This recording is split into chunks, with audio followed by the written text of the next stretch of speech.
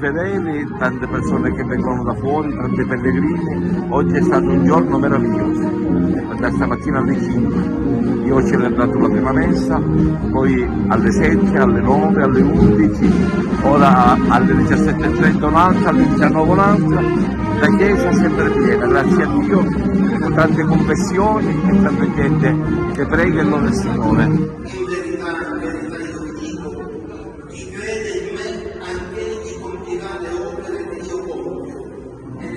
Le nostre feste sono belle feste, belle tradizioni e la bella pietà popolare, però ci deve muovere la fede e noi dobbiamo nutrirla questa fede con la parola di Dio, con la preghiera e le opere di carità ogni giorno.